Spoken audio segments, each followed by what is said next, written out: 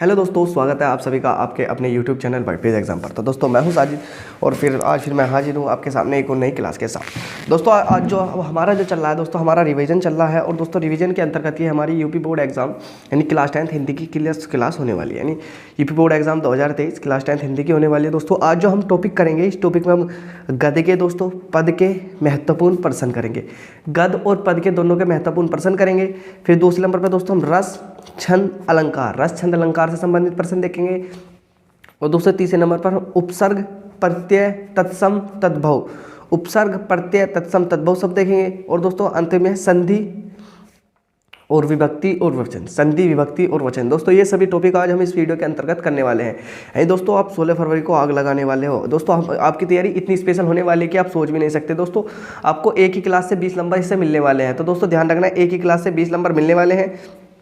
16 फरवरी को यही question board परीक्षा में पूछे जाएंगे। नहीं दोस्तों, 16 फरवरी को जो हिंदी की बोर्ड परीक्षा होने वाली है दोस्तों, उसमें यही प्रश्न पूछे जाएंगे।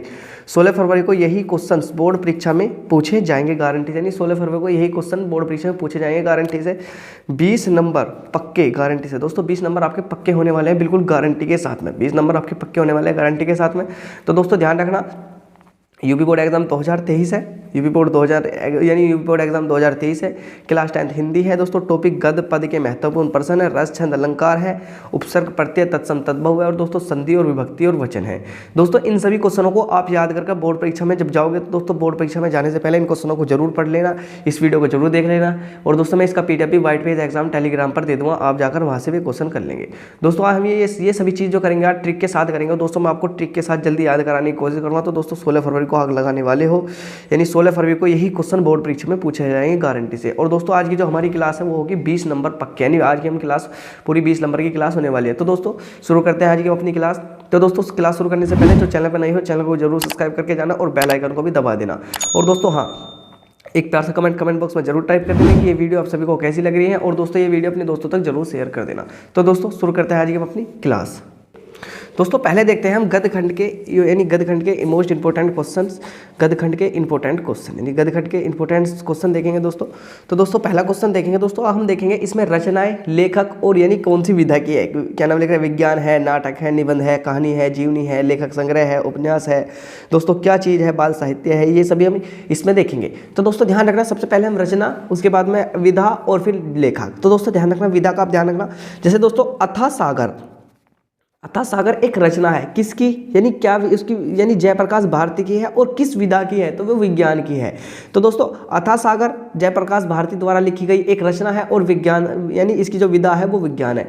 अथाह सागर जयप्रकाश भारती की है और जो इसकी विधा है वो विज्ञान है। अनंत आकाश, दोस्तों अनंत आकाश, जो अनंत आकाश है दोस्तों वो भी जयप्रकाश भारती की है और वो भी विज्ञान है। तो दोस्तों ध्यान रखना, अथाह सागर और अनंत आकाश विज्ञान विधा है इनकी, और लेखक जो है इनके जयप्रकाश भारती हैं। अजातशत्रु यानी नाटक होने वाला है, जयशंकर प्रसाद जी का होगा। अजातशत्रु नाटक होगा जयशंकर प्रसाद जी का। अजातशत्रु नाटक होगा दोस्तों जयशंकर प्रसाद जी का। दोस्तों विधा है नाटक, यानी विधा है नाटक। दोस्तों विधा वो होती है कि पूछता है कि ये क्या है, यानी ये क्या है? कहानी है, निबंध है, जीवनी है, लेखक संग्रह है, बाल साहित्य है, उपन्यास है, आत्मकथा है, आलोचना है, विज्ञान से संबंधित है कुछ, यानी ये वो होता है यानी जो विधा होती है। और लेखक तो आप सभी जानते हो, और रचना तो जो उनके द्वारा रचित जाती है। तो दोस्तों अथाह सागर विज्ञान की है, जयप्रकाश भारती की है। अनंत आकाश विज्ञान है, जयप्रकाश भारती की है। अजातशत्रु नाटक है दोस्तों जयशंकर प्रसाद जी का है। अजातशत्रु नाटक है, किसका है? जयशंकर प्रसाद जी का है। तो दोस्तों ध्यान रखना, अजातशत्रु नाटक जयशंकर प्रसाद जी का है। अर्धनारीश्वर निबंध है दोस्तों रामधारी सिंह दिनकर का है। अधिनारीश्वर दोस्तों अधिनारीश्वर निबंध है और रामधारी सिंह दिनकर का है। तो दोस्तों यानी अधिनारीश्वर निबंध है यानी उसका रामधारी सिंह दिनकर का है। अब आपसे क्वेश्चन पूछा जाएगा कि निम्न में से अधिनारीश्वर निबंध के लेखक कौन है? तो कौन होंगे? यानी कौन होंगे दोस्तों? रामधारी सिंह दिनकर जी होंगे। अब देखते हैं अगला क्वेश्चन है आवारा मसीहा। आवारा मसीहा दोस्तों जीवनी है और विष्णु प्रभाकर की है। आवारा मसीहा जीवनी है और किसकी है? विष्णु प्रभाकर जी की है। इंद्रजाल क्या है दोस्तों? इंद्रजाल कहानी है और जयशंकर प्रसाद जी की है। इंद्रजाल कहानी है और जयशंकर प्रसाद जी की है। उजली आग हमारा निबंध होने वाला है और रामधारी सिंह दिनकर का है। उजली आग निबंध है और रामधारी सिंह दिनकर का। तो दोस्तों एक तो अर्धनारीश्वर निबंध है, रामधारी सिंह दिनकर का है वो भी। और दोस्तों उजली आग भी क्या है? निबंध है और वो भी रामधारी सिंह दिनकर जी का है। किसका? रामधारी सिंह दिनकर जी का निबंध है। अब देखते हैं खून की छींटे दोस्तों लेखक है, लेखक संग्रह है। खून की छींटे क्या है? लेखक संग्रह है। और किसका है? भगवती शरण उपाध्याय जी का है। भगवती शरण उपाध्याय जी का है। तो दोस्तों ध्यान रखना, खून के छींटे लेखक संग्रह है, भगवती शरण उपाध्याय जी का है। गोदान उपन्यास है प्रेमचंद का। गोदान उपन्यास है प्रेमचंद का। तो दोस्तों ध्यान रखना, गोदान उपन्यास है प्रेमचंद का। तो दोस्तों इसे भी याद करके जाना कि आता है पेपर में, यानी बहुत इंपॉर्टेंट है कि गोदान किस लेखक का है और क्या है। तो क्या है? गोदान उपन्यास है दोस्तों, उपन्यास है। और किसका है? प्रेमचंद जी का है। चंद्रगुप्त नाटक है, किसका है? जयशंकर प्रसाद जी का है। चंद्रगुप्त नाटक है और जयशंकर प्रसाद जी का है। तो दोस्तों ध्यान रखना, चंद्रगुप्त क्या है? चंद्रगुप्त नाटक है और जयशंकर प्रसाद जी का है दोस्तों। चंद्रगुप्त नाटक है और जयशंकर प्रसाद जी का है। चिंतामणि क्या है दोस्तों? चिंतामणि निबंध है। चिंतामणि क्या है? निबंध है। और किसका है? चिंतामणि निबंध है दोस्तों और रामचंद्र शुक्ल जी का है। चिंतामणि निबंध है और किसका है? रामचंद्र शुक्ल जी का है। जन्मेजय का नाट्ययंत्र नाटक है और दोस्तों जयशंकर प्रसाद जी का है। किसका? जयशंकर प्रसाद जी का है। पक्षपात्र निबंध है दोस्तों और पद्मलाल पुन्नालाल बख्शी का है। पद्मलाल पुन्नालाल बख्शी जी का है ये। अब दोस्तों देखते हैं आगे, बर्फ की गुड़िया बाल साहित्य है, जयप्रकाश भारती का। बर्फ की गुड़िया बाल साहित्य है, जयप्रकाश भारती का है दोस्तों। बाण भट्ट की आत्मकथा उपन्यास है और हजारी प्रसाद द्विवेदी जी का है। बाण भट्ट की आत्मकथा उपन्यास है और हजारी प्रसाद द्विवेदी जी का है। मेरी असफलताएं आत्मकथा है दोस्तों, गुलाब राय की है। मेरी असफलताएं आत्मकथा है और गुलाब राय जी की है। रसमीमांसा आलोचना है और रामचंद्र शुक्ल जी की है। रसमीमांसा आलोचना है और रामचंद्र शुक्ल जी की है। रेती के फूल निबंध है रामधारी सिंह दिनकर का। रेती के फूल निबंध है रामधारी सिंह दिनकर का। हिमालय की पुकार निबंध है जयप्रकाश भारती का। हिमालय की पुकार निबंध है और क्या है? जयप्रकाश भारती का। तो दोस्तों ये मैंने वे क्वेश्चन कराए हैं जो कि मोस्ट इंपॉर्टेंट क्वेश्चन है और ये हर बार बोर्ड परीक्षा में पूछे जाने की, यानी अलग अलग सेट में पूछे जाते हैं। तो दोस्तों एक बार और जल्दी से इनका रिवाइज कर लिए। अथासागर विज्ञान है, अथासागर विधा इसकी विज्ञान है और जयप्रकाश भारती का है। अनंत आकाश इसकी विधा भी विज्ञान है और जयप्रकाश भारती का ही है। अजातशत्रु नाटक है, जयशंकर प्रसाद जी का है। अर्धनारीश्वर निबंध है और रामधारी सिंह दिनकर का है। आकाशदीप कहानी है और जयशंकर प्रसाद जी की है। आकाशदीप कहानी है और जयशंकर प्रसाद जी की है। आवारा मसीहा जीवनी है, विष्णु प्रभाकर जी की है। आवारा मसीहा जीवनी है, विष्णु प्रभाकर जी की है। इंद्रजाल कहानी है और जयशंकर प्रसाद की है। इंद्रजाल कहानी है और जयशंकर प्रसाद की है। उजली आग दोस्तों निबंध है, उजली आग निबंध है और रामधारी सिंह दिनकर जी का है। उजली आग निबंध है और रामधारी सिंह दिनकर जी का होने वाला है। इसके बाद में यानी खून के छींटे लेख संग्रह है और भगवती शरण उपाध्याय जी का। आपसे पूछेगा कि लेख संग्रह क्या है, तो खून के छींटे क्या है? तो खून के छींटे क्या है? एक लेख संग्रह है। किसका है? भगवत शरण उपाध्याय जी का है। गोदान उपन्यास है, प्रेमचंद जी का है। गोदान उपन्यास है, प्रेमचंद जी का है। चंद्रगुप्त नाटक है, जयशंकर प्रसाद जी का है। चंद्रगुप्त नाटक है, जयशंकर प्रसाद जी का है। चिंतामणि निबंध है, रामचंद्र शुक्ल जी का है। चिंतामणि निबंध है, रामचंद्र शुक्ल जी का है दोस्तों। चिंतामणि निबंध रामचंद्र शुक्ल जी का है। जन्मेजय का नागयज्ञ नाटक है, जयशंकर प्रसाद जी का है। पचतंत्र निबंध है और पद्मलाल पुन्नालाल बख्शी का है। पचतंत्र निबंध है, पद्मलाल पुन्नालाल बख्शी का है। बर्फ की गुड़िया बाल साहित्य है, जयप्रकाश भारती का। बर्फ की गुड़िया बाल साहित्य है, जयप्रकाश भारती का। बाण भट्ट की आत्मकथा उपन्यास है, हजारी प्रसाद द्विवेदी का। बाण भट्ट की आत्मकथा उपन्यास है, हजारी प्रसाद द्विवेदी जी का। मेरी असफलताएं आत्मकथा है, किसकी है? गुलाब राय की। मेरी असफलताएं आत्मकथा है, किसकी है दोस्तों? गुलाब राय की। रसमीमांसा आलोचना है, किसकी? रामचंद्र शुक्ल जी की। रसमीमांसा आलोचना है रामचंद्र शुक्ल जी की। रेती के फूल निबंध है रामधारी सिंह दिनकर का। तो दोस्तों ध्यान रखना, रेती के फूल क्या है? निबंध है और किसका है? रामधारी सिंह दिनकर जी का है। उसके बाद में दोस्तों हिमालय की पुकार भी निबंध है और किसका है? जयप्रकाश भारती जी का। जयप्रकाश भारती का है। जयप्रकाश भारती का। अब दोस्तों अगले क्वेश्चन के लिए चलते हैं अगले पेज पर। दोस्तों इस तरह से आपकी बार बहुविकल्पी क्वेश्चन में भी ये भी पूछा जा सकता है कि रीतिकाल की प्रमुख कीर्तियां विशेषताओं का उल्लेख करें। पहले तो दोस्तों 2 नंबर का आता था, लेकिन अब ऐसे तो पूछा जाने का नहीं, लेकिन ये बहुविकल्पी में आने की इसकी यानी संभावना है कि बहुविकल्पी में आ जाए। तो दोस्तों ध्यान रखना, रीतिकाल की प्रमुख प्रवृत्तियां और विशेषताओं का उल्लेख करें। रीतिकाल की प्रमुख प्रवृत्तियां और विशेषताओं का उल्लेख करें। तो दोस्तों रीति ग्रंथों का निर्माण, यानी ध्यान रखना रीतिकाल की प्रमुख प्रवृत्तियां यानी प्रवृत्तियों को ही हम विशेषताएं बोलते हैं। तो विशेषताओं का उल्लेख करें। अब देखते हैं कौन कौन सी इसकी विशेषताएं हो सकती है। नंबर 1, रीति ग्रंथों का निर्माण। इसमें रीति ग्रंथों का निर्माण हुआ है। श्रृंगार रस की प्रमुखता, एक तो रीति ग्रंथों का निर्माण, दूसरी श्रृंगार रस की प्रमुखता है। ब्रज भाषा की प्रतिष्ठा, किसकी? ब्रज भाषा की प्रतिष्ठा। सवैया और दोहो छंदों का अधिक प्रयोग, सवैया और दोहो छंदों का अधिक प्रयोग। दोस्तों ये इसके अंतर्गत है। तो दोस्तों ध्यान रखना, रीतिकाल की प्रमुख प्रवृत्तियां या विशेषताओं का उल्लेख करो। तो इसमें रीति ग्रंथों का निर्माण, किसका रीति ग्रंथों का निर्माण है। श्रृंगार रस की प्रमुखता है, किसकी श्रृंगार रस की प्रमुखता है दोस्तों।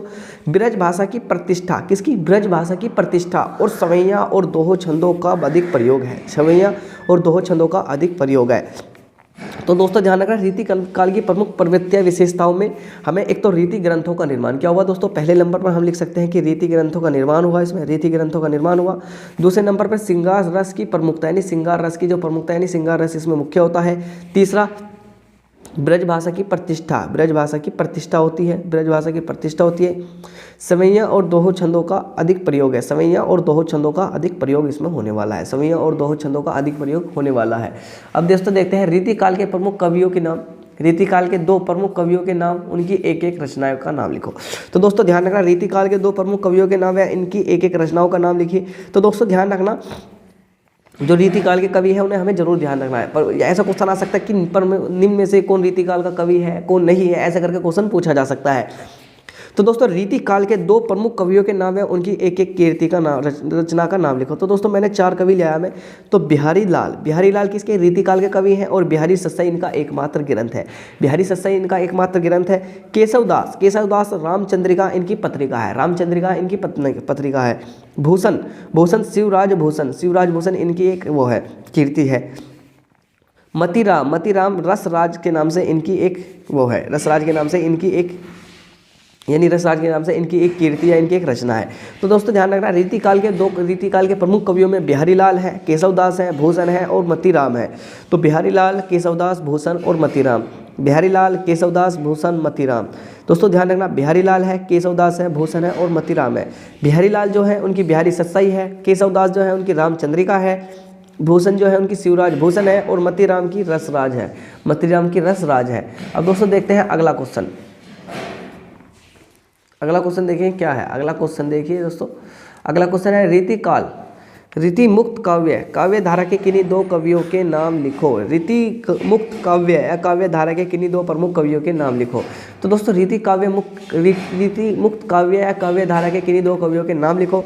देखते हैं, एक तो बिहारी है, बिहारी की बिहारी सत्साई है, बिहारी की बिहारी सत्साई है। और घनानंद प्रेम सरोवर है, घनानंद की क्या है, प्रेम सरोवर है। तो दोस्तों ध्यान रखना, रीति मुक्त काव्य की काव्य धारा के किन्हीं 2 कवियों के नाम लिखो। तो दोस्तों इसमें है बिहारी सत्साई, घनानंद प्रेम सरोवर के नाम से इनके हुए हैं। तो दोस्तों ध्यान रखना, रीति मुक्त काव्य या काव्य धारा की किन्हीं 2 कवियों के नाम लिखो। तो दोस्तों ये रीति मुक्त काव्य के हैं, वो रीति काल के थे। दोस्तों रीति मुक्त काव्य के कवि हैं बिहारी जी हैं और घनानंद है। बिहारी की बिहारी सत्साई है और घनानंद की प्रेम सरोवर है। इनकी दोनों ये रचनाओं का ध्यान रखना है आपको। अब दोस्तों देखते हैं अगला क्वेश्चन क्या कह रहा है। अगला क्वेश्चन कह रहा है कि छायावाद काव्य या कविता के किन्हीं 2 प्रवृत्तियों का विशेषताओं का बताइए तथा इनके लेखकों को नाम लिखिए। अब दोस्तों वहाँ तो हमारे किसकी थी, वहाँ तो रीतिकाल की प्रवृत्तियाँ थी, लेकिन यहाँ छायावाद की प्रवृत्तियाँ पूछ रहा है। तो अब छायावाद की प्रवृत्तियाँ देखेंगे इसमें। दोस्तों छायावाद की प्रवृत्ति में क्या चीज़ इंपॉर्टेंट है, एक तो सौंदर्य भावना इसके अंतर्गत आने वाली है। सौंदर्य भावना प्राकृतिका मानवीकरण, सौंदर्य भावना प्राकृतिका मानवीकरण, सौंदर्य भावना प्राकृतिका मानवीकरण, नैराश्य की भावना, रहस्य भावना, चिंतन की प्रधानता, क्या चिंतन की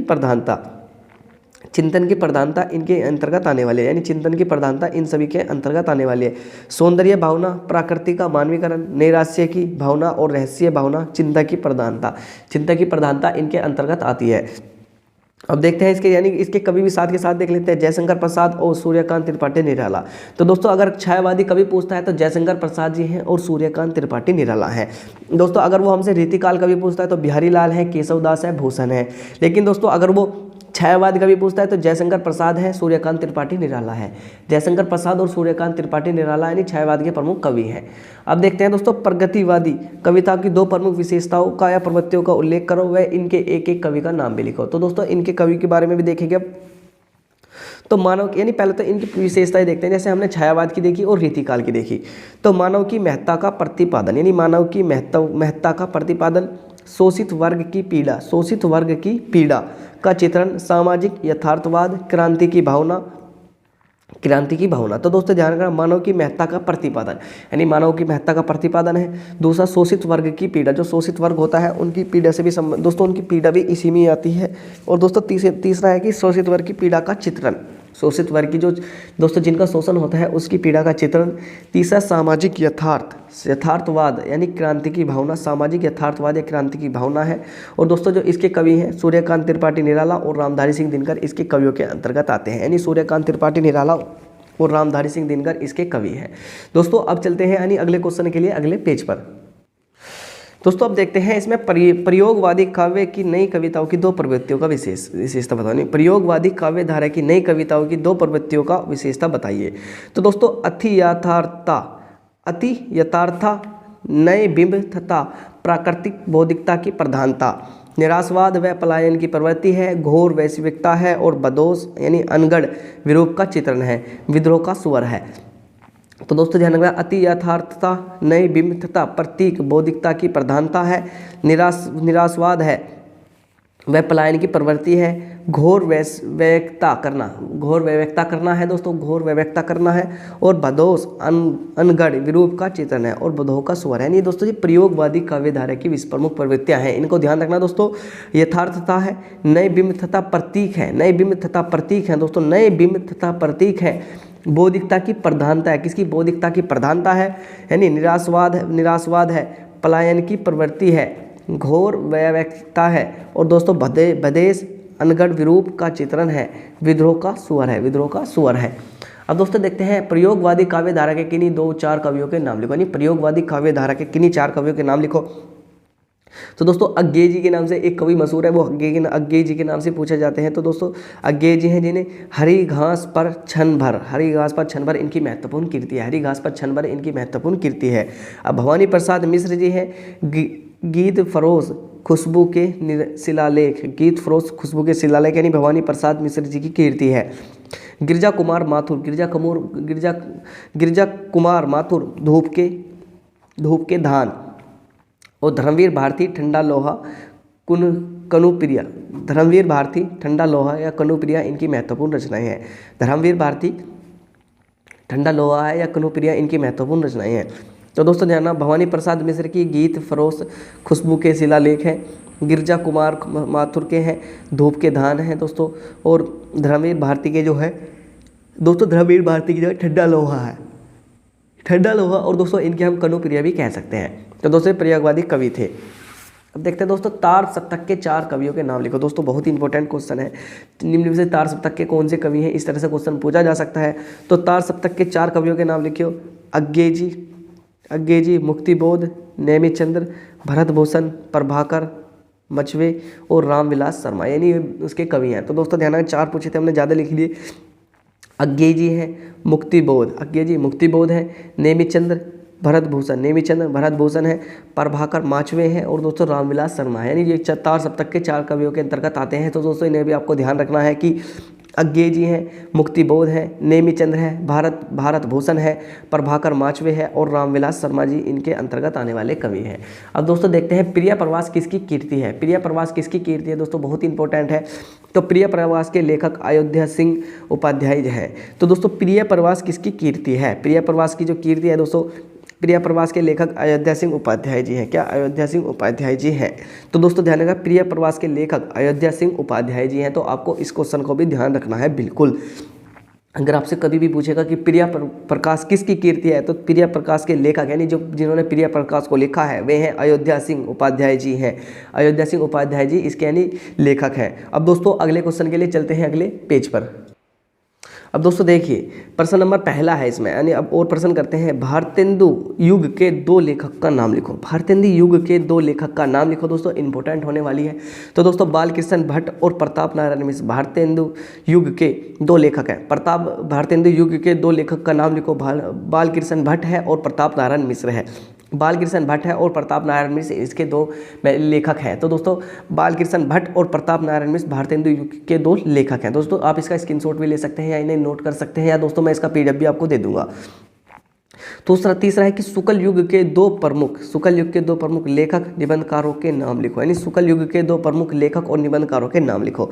तो आचार्य रामचंद्र शुक्ल जी हैं, ठीक है, जयशंकर प्रसाद जी हैं, मुंशी प्रेमचंद जी हैं, राय कृष्णदास है और माखनलाल चतुर्वेदी है। तो दोस्तों ध्यान रखना, शुक्ल युग के दो प्रमुख लेखकों के नाम पूछे थे उसने, आचार्य रामचंद्र शुक्ल हैं, जयशंकर प्रसाद हैं, मुंशी प्रेमचंद है, राय कृष्णदास हैं और माखनलाल चतुर्वेदी हैं दोस्तों। ये सभी यानी उसके शुक्ल युग के प्रमुख कवि हैं। शुक्ल युग के प्रमुख कवि हैं वे भारतेंदु युग के कवि थे दोस्तों, बालकृष्ण जोशी और प्रताप नारायण मिश्र। शुक्ल युग के कवि में आचार्य रामचंद्र शुक्ल है, जयशंकर प्रसाद है, मुंशी प्रेमचंद है, राय कृष्णदास है, माखनलाल चतुर्वेदी हैं। अब देखते हैं दोस्तों तीसरा प्रश्न, देखते हैं कि तीसरा प्रश्न में क्या कह रहे हैं। तीसरा क्वेश्चन में पूछा है कि द्विवेदी युग की दो कहानीकारों के नाम लिखो, यानी द्विवेदी युग किसने लिखा, उन दो कहानीकारों के नाम लिखो। द्विवेदी युग के दो कहानीकारों के नाम लिखो। तो दोस्तों मुंशी प्रेमचंद और जयशंकर प्रसाद। द्विवेदी युग के दो कहानीकारों के नाम लिखो। द्विवेदी युग के एक तो मुंशी प्रेमचंद है और दूसरे जयशंकर प्रसाद जी हैं। मुंशी प्रेमचंद और जयशंकर प्रसाद जी द्विवेदी युग के दो प्रमुख कहानीकार हैं। द्विवेदी युग के दो प्रमुख कहानीकार कौन है, एक तो जयशंकर प्रसाद हैं और एक तो मुंशी प्रेमचंद है और दूसरे जयशंकर प्रसाद जी हैं। अब देखते हैं शुक्ल युग के दो कहानीकारों के नाम लिखो। शुक्ल युग के दो कहानीकारों के लेखक के नाम लिखो। अब शुक्ल युग के दो कहानीकार व प्रसिद्ध लेखकों के नाम लिखो दोस्तों। तो प्रेमचंद और जयशंकर प्रसाद, प्रेमचंद की कहानी पूस की रात, मंत्र, पंच परमेश्वर है, और जो जयशंकर प्रसाद है उनकी आंधी है, इंद्रजाल है और ममता है। तो दोस्तों ध्यान रखना, उसने शुक्ल युग के दो कहानीकार यानी जिन्होंने कहानी लिखी थी उसके बारे में पूछा था, और प्रसिद्ध लेखक के नाम लिखो। तो दोस्तों प्रेमचंद है, उनकी पूस की रात, मंत्र और दोस्तों पंच परमेश्वर इनकी कीर्ति है। किसकी दोस्तों, प्रेमचंद जी की है। अब जयशंकर प्रसाद जी की देखते हैं। जयशंकर प्रसाद जी की है आंधी है, इंद्रजाल है और ममता, यानी जयशंकर प्रसाद जी की कीर्ति है। अब प्रश्न नंबर 5 देखते हैं। शुक्ल युग के सबसे प्रसिद्ध उपन्यास लेखक और उनके प्रमुख उपन्यासों के नाम लिखो। अब दोस्तों शुक्ल युग के पूछ रहा है, किसके, दोस्तों ये हमसे शुक्ल युग के पूछ रहा है। तो दोस्तों मुंशी प्रेमचंद जी शुक्ल युग के, अभी आपने यहाँ देखा था ना दोस्तों, देखो शुक्ल युग के दो प्रमुख लेखकों के नाम, तो आचार्य रामचंद्र शुक्ल है, जयशंकर प्रसाद है, मुंशी प्रेमचंद है, राय कृष्णदास है, माखनलाल चतुर्वेदी है। इनमें से किसी भी एक को कर सकते हैं। तो दोस्तों अब उसने पूछा था कि शुक्ल युग के सबसे प्रसिद्ध उपन्यास लेखक और उनके प्रमुख उपन्यासों के नाम लिखो। तो दोस्तों प्रेमचंद जी हैं, जिसका गबन, गोदान, सेवा सदन और निर्मला इनके महत्वपूर्ण उपन्यास हैं। तो दोस्तों शुक्ल युग के सबसे प्रसिद्ध उपन्यास लेखक और उनके प्रमुख उपन्यासों के नाम लिखो। मुंशी प्रेमचंद है, जो हमारे मुंशी प्रेमचंद जी हैं, गबन है, गोदान है, सेवा सदन है और निर्मला है। गबन, गोदान, सेवा सदन और निर्मला इनके महत्वपूर्ण उपन्यास है। अब देखते हैं प्रश्न नंबर 6 क्या कह रहा है। प्रश्न नंबर 6 कह रहा है कि बाण भट्ट की आत्मकथा उपन्यास के लेखक का नाम लिखो, यानी बाण भट्ट की आत्मकथा के उपन्यास के लेखक का नाम लिखो, यानी बाण भट्ट की आत्मकथा किस लेखक ने लिखी है इसके बारे में लिखो। तो बाण भट्ट की आत्मकथा उपन्यास के लेखक का नाम हजारी प्रसाद द्विवेदी है। तो दोस्तों बाण भट्ट की आत्मकथा के लेखक का नाम हजारी प्रसाद द्विवेदी जी है। दोस्तों ध्यान रखना, बाण भट्ट की आत्मकथा उपन्यास के लेखक का नाम लिखो। तो बाण भट्ट की आत्मकथा उपन्यास के लेखक का नाम हजारी प्रसाद द्विवेदी है।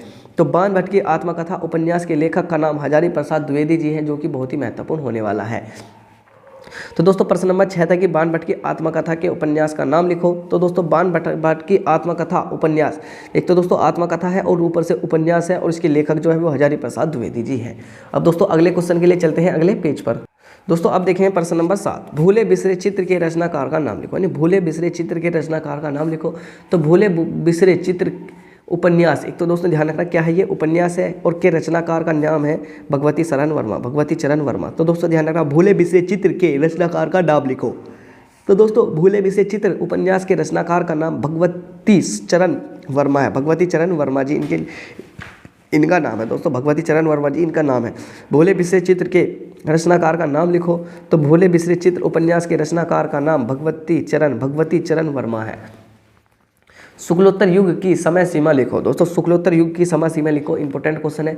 शुक्लोत्तर युग की समय सीमा लिखो। शुक्लोत्तर युग की समय सीमा लिखो, क्या समय सीमा है शुक्लोत्तर युग की।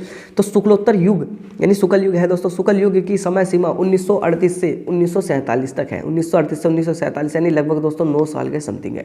1938 से 1947 यानी 2 इसमें डाल दिया 7वें यानी 9 वर्ष है। अब शुक्लोत्तर युग के 2 निबंधकारों के नाम लिखो। तो आचार्य हजारी प्रसाद द्विवेदी हैं और डॉक्टर नागेंद्र है। आचार्य हजारी प्रसाद द्विवेदी हैं और डॉक्टर नागेंद्र इनके शुक्ल युग के 2 प्रमुख निबंधकार हैं। अब दोस्तों देखते हैं 10वां क्वेश्चन, देखते हैं कि 10वां क्वेश्चन क्या कह रहा है। जयशंकर प्रसाद के नाटकों के नाम लिखो, यानी जयशंकर प्रसाद के कौन कौन से नाटक हैं उन नाटकों के नाम लिखो। तो दोस्तों जयशंकर प्रसाद के नाटक है, जयशंकर प्रसाद के नाटक देखेंगे जैसे राज्यश्री हो गया, अजातशत्रु हो गया, चंद्रगुप्त हो गया, स्कंदगुप्त हो गया, ध्रुवस्वामी हो गया और कामना हो गया। तो दोस्तों आपको बिल्कुल ये ध्यान रखना है कि जयशंकर प्रसाद जी के कौन कौन से नाटक हैं। जयशंकर प्रसाद के नाटकों के नाम लिखो। जयशंकर प्रसाद के नाटक राज्यश्री, अजातशत्रु, चंद्रगुप्त, स्कंदगुप्त, ध्रुवस्वामी और कामना, यानी इनके नाटक है। दोस्तों अगर वो नाटक पूछा, नाटक लिखना है, कहानी पूछा है कहानी, और उपन्यास पूछना था उपन्यास। दोस्तों उसने यहाँ नाटक पूछा था तो हम नाटक लिख देंगे जयशंकर प्रसाद जी के नाटक राज्यश्री, अजातशत्रु, चंद्रगुप्त, स्कंदगुप्त, ध्रुवस्वामी और कामना, ध्रुवस्वामी और कामना है। अब देखते हैं प्रश्न नंबर 11 है, जयशंकर प्रसाद के किन्हीं एक उपन्यास का नाम लिखो। अब दोस्तों उपन्यास पूछ रहा है, यहाँ तो क्या पूछ रहा था, यहाँ तो नाटक पूछा, लेकिन यहाँ उपन्यास पूछा है। तो जयशंकर प्रसाद का एक प्रसिद्ध उपन्यास तितली है। जयशंकर प्रसाद का एक प्रसिद्ध उपन्यास तितली है। जयशंकर प्रसाद का एक प्रसिद्ध उपन्यास तितली है। अब अगला क्वेश्चन है, किसी एक एकांकी के लेखक का या एकांकीकार का नाम लिखो, यानी किसी एकांकी लेखक का नाम लिखो। दोस्तों डॉक्टर राजकुमार वर्मा हिंदी एकांकी के प्रमुख लेखक है। डॉक्टर राजकुमार वर्मा हिंदी एकांकी के प्रमुख लेखक है। दीपदान इनका प्रसिद्ध एकांकी है। तो उसने पूछा था कि किसी एक एकांकी के लेखक या एकांकीकार का नाम लिखो। दोस्तों इंपॉर्टेंट होने वाला है। तो डॉक्टर राजकुमार वर्मा हिंदी एकांकी के प्रमुख लेखक है, हिंदी एकांकी के प्रमुख लेखक हैं। और दीपदान इनका प्रसिद्ध एकांकी है, दीपदान इनका प्रसिद्ध एकांकी है। अब दोस्तों देखते हैं अगला क्वेश्चन, शुक्लोत्तर युग के दो प्रमुख आलोचकों के नाम लिखो। दोस्तों शुक्लोत्तर युग के दो प्रमुख आलोचकों के नाम लिखो। तो दोस्तों रामविलास शर्मा और डॉक्टर नागेंद्र, रामविलास शर्मा और डॉक्टर नागेंद्र इनके प्रमुख यानी उसके आलोचकों के रूप में आते हैं। अब देखते हैं प्रश्न नंबर 14, रेखा चित्र अथवा स्मरण में से किसी एक विधा के एक प्रसिद्ध लेखक और उसकी एक कीर्ति का नाम लिखो। यानी रेखा चित्र अथवा स्मरण में किसी एक विधा की एक प्रसिद्ध लेखक या उसकी एक कीर्ति का नाम लिखो। तो राम वृक्ष बेनीपुरी माटी की मूर्ति, राम वृक्ष बेनीपुरी माटी की मूर्ति है। कन्हैया लाल मिश्र प्रभाकर दीप जले साख बजे, दीप जले साख बजे उसके यानी इनकी वे है। उसने पूछा था कि रेखा चित्र अथवा स्मरण में से किसी एक विधा के एक लेखक का उसकी एक कीर्ति का नाम लिखो। तो राम वृक्ष बेनपुरी माटी की मूर्त है और कन्हैया लाल मिश्र प्रभाकर दीप जले शंख बजे इनकी एक एक कीर्ति के अंतर्गत आती है। अब दोस्तों यानी हमारा अब अगले क्वेश्चन के लिए चलते हैं। हमारा अगला पेज आ गया है। अब देखेंगे ये वाले क्वेश्चन नंबर 15। अब क्वेश्चन नंबर 15 पढ़ेंगे कि हिंदी के प्रमुख आत्मकथा लेखकों के नाम लिखो। दोस्तों तो हिंदी के प्रमुख आत्मकथा लेखक कौन कौन से हैं? महात्मा गांधी जिन्होंने अपनी आत्मकथा लिखी, कह रहा है कि जिन्होंने अपनी आत्मकथा लिखी दोस्तों महात्मा गांधी है। महात्मा गांधी के बाद में जवाहरलाल नेहरू है, पंडित जवाहरलाल नेहरू है जो कि हमारे देश के पहले प्रधानमंत्री थे। उसके बाद में डॉक्टर राजेंद्र प्रसाद है जो हमारे पहले राष्ट्रपति थे। डॉक्टर हरिवंश राय बच्चन है, इन्होंने भी अपनी आत्मकथा लिखी है। राहुल सात्यकार ने भी अपनी आत्मकथा लिखी है। सुमित नंदन पंत ने भी अपनी आत्मकथा लिखी है। आदि हिंदी के प्रमुख आत्मकथा लेखक है। आत्मकथा का मतलब दोस्तों अपनी आत्मकथा, अपनी आत्मा को जो उनकी आत्मा के अंदर यानी उनसे उसे एक कथा के रूप में प्रसारित करना, यानी जो अपनी जिंदगी में करा उसे कथा के रूप में दिखाना। तो दोस्तों महात्मा गांधी, जवाहरलाल नेहरू, डॉक्टर राजेंद्र प्रसाद, डॉक्टर हरिवंश राय बच्चन, राहुल सात्यज्ञान, सुमित नंदन पंत आदि हिंदी के प्रमुख आत्मकथा लेखक हैं। अब दोस्तों देखते हैं अगला क्वेश्चन क्या करा। कलम का सिपाही किस विधा की कीर्ति है? कलम का सिपाही किस विधा की कीर्ति या रचना है? इंपॉर्टेंट है दोस्तों आपके लिए। तो कलम का सिपाही मुंशी प्रेमचंद की जीवनी है और यह रचना जीवनी विधा पर आधारित है। तो कलम का सिपाही मुंशी प्रेमचंद की जीवनी है और यह रचना जीवनी विधा पर आधारित है। कलम का सिपाही मुंशी प्रेमचंद की जीवनी है और ये रचना जीवनी विधा पर आधारित है। तो दोस्तों ध्यान रखना, कलम का सिपाही क्या है? मुंशी प्रेमचंद की जीवनी है और यह रचना जीवनी विधा पर आधारित है। यह रचना जीवनी विधा पर आधारित है। तो दोस्तों कलम का सिपाही क्या है? कलम का सिपाही मुंशी प्रेमचंद की जीवनी है। तो दोस्तों ध्यान रखना, कलम का सिपाही क्या है? दोस्तों कलम का सिपाही क्या है? किस विधा की रचना है? तो दोस्तों कलम का सिपाही मुंशी प्रेमचंद की जीवनी है। किसकी? मुंशी प्रेमचंद की जीवनी है। यह रचना जीवनी विधा पर आधारित है। यह रचना जीवनी विधा पर आधारित है। अब प्रश्न नंबर 7 देखते हैं। यात्रा वृत्तांत के लेखक का नाम लिखो। यानी यात्रा वृत्तांत के कौन कौन से लेखक हैं उनके लेखकों के नाम लिखो। राहुल यात्रा साहित्य, राहुल सात्यकान का जो उन्होंने यात्रा करी थी उसे यानी उसे बताया उन्हें। एक तो राहुल सात्यकान की है यात्रा साहित्य। दूसरा है दोस्तों कन्हैया लाल मिश्रा प्रभाकर स्पोतिज इनकी प्रमुख कीर्ति है। तो दोस्तों ध्यान रखना, यात्रा वृत्तांत लेखक के नाम लिखो। यात्रा वृत्तांत लेखक है राहुल सात्यकान है और स्पोतिज है कन्हैया लाल मिश्र प्रभाकर जी हैं। कन्हैया लाल मिश्र प्रभाकर जी हैं। अब दोस्तों प्रश्न नंबर 18 देखते हैं। नीड का निर्माण फिर से किस विधा पर आधारित रचना है? तो दोस्तों नीड का निर्माण फिर से हरिवंश राय बच्चन की आत्मकथा विधा की रचना है। तो दोस्तों ध्यान रखना, अभी आता ना कि हिंदी की प्रमुख आत्मकथा लेखकों के नाम लिखो। तो दोस्तों उसमें हमने हरिवंश राय बच्चन का भी देखा था। अब हरिवंश राय बच्चन की कौन सी आत्मकथा है, तो नीड का निर्माण, फिर हरिवंश राय बच्चन की आत्मकथा विधा की रचना, यानी आत्मकथा थी किसकी, नीड का निर्माण फिर से हरिवंश राय बच्चन की।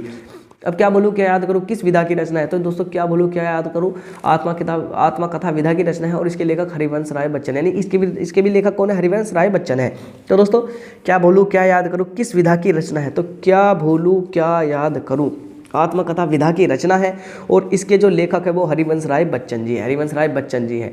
अब प्रश्न नंबर 20, हिंदी के 2 स्मरण लेखकों के नाम लिखो। हिंदी के 2 स्मरण लेखकों के नाम लिखो, कौन कौन से वे लेखक हैं, तो बनारसी दास चतुर्वेदी और पदम सिंह शर्मा। पदम सिंह शर्मा महत्वपूर्ण है। तो हिंदी के 2 स्मरण लेखकों के नाम लिखो, बनारसी दास चतुर्वेदी और पदम सिंह शर्मा। पदम सिंह शर्मा यानी बहुत महत्वपूर्ण होने वाले हैं। दोस्तों अब चलते हैं अगले क्वेश्चन के लिए हमारे अगले पेज पर। अब देखेंगे दोस्तों हमारा अगला टॉपिक है वो करेंगे, यानी क्लास 10th हिंदी होने वाला है, इंपॉर्टेंट वीडियो होगी हिंदी के लिए, और टॉपिक होगा हमारा समास, तत्सम, तद्भव और शब्द, तत्सम, तद्भव, शब्द और संधि। यानी दोस्तों आज हम इन टॉपिकों को देखेंगे, समास, तत्सम, तद्भव और संधि। समास, तत्सम, तद्भव और संधि शब्द हम देखेंगे। सभी क्वेश्चन बोर्ड परीक्षा में 2012 से 2022 तक पूछे गए हैं दोस्तों। ये सभी क्वेश्चन है जो 2012 से 2022 तक पूछे गए, मैं वे सभी क्वेश्चन आपके सामने लेकर आया हूँ। तो दोस्तों देखते हैं सबसे पहला समास, यानी टारगेट, एक बार टारगेट और देख लीजिए, 16 फरवरी 2023 70 नंबर के लिए हम दोस्तों लड़ रहे हैं। तो दोस्तों पहला समास यानी समास देखते हैं। समास क्या, समास में दोस्तों समास भी हमारे 2 प्रकार, हमारे समास वैसे तो 5 है, लेकिन हमारे जो सिलेबस में दे रखे 2 समास है। अब कौन कौन से समास है उन्हें देखेंगे। तो दोस्तों द्वंद्व समास, जिस समास में आए हुए सभी पद समान विभक्ति वाले होते हैं और उनमें प्रत्येक शब्द के बाद विग्रह की अवस्था में और अव्यय लगाते हैं, उसे द्वंद्व समास कहते हैं। यानी दोस्तों एक बार और समझिए, यानी द्वंद्व समास, दोस्तों ध्यान रखना, द्वंद्व और द्विगु 2 समास है हमारे में। द्वंद्व और द्विगु आपको दोनों यानी समझ के चलने हैं, द्वंद्व क्या है और द्विगु क्या है। यानी जिस समास में आए हुए सभी पद समान विभक्ति वाले होते हैं, यानी कह रहा है जिस समास में आए हुए पद, दोनों पद यानी समास विभक्ति वाले होते हैं और उनमें प्रत्येक शब्द के बाद विग्रह की अवस्था में, यानी जब भी उनका विग्रह करेंगे, जैसे हमारे दोस्तों नर लिख रहा, हम इसका विग्रह करेंगे तो इसका विग्रह करके इसमें डैश लगा मिलेगा, लेकिन हम इसे क्या करेंगे, नर और क्या लेंगे, और नारी, नर और नारी। तो इसमें अवस्था में और अव्यय शब्द लगता है, उसे ही द्वंद्व समास कहते हैं। यानी जिसमें और शब्द लग जाएगा उसे ही कौन सा, द्वंद्व समास कहते हैं, उसे ही द्वंद्व समास कहते हैं। तो दोस्तों द्वंद्व का मतलब और, दोस्तों ध्यान रखना द्वंद्व का मतलब क्या होता है और। अब देखेंगे इसके कुछ उदाहरण, जैसे दोस्तों नर में क्या लग गया, और नारी। जैसे धर्म में क्या लग गया, धर्म और अधर्म, धर्म तो धर्म और अधर्म। दोस्तों चराचर, चर और अचर, चराचर में चर और अचर। दोस्तों चराचर, चर और अचर आ जाएगा। मुख नासिका मतलब जो है मुंह से निकलता है, मुख और नासिका।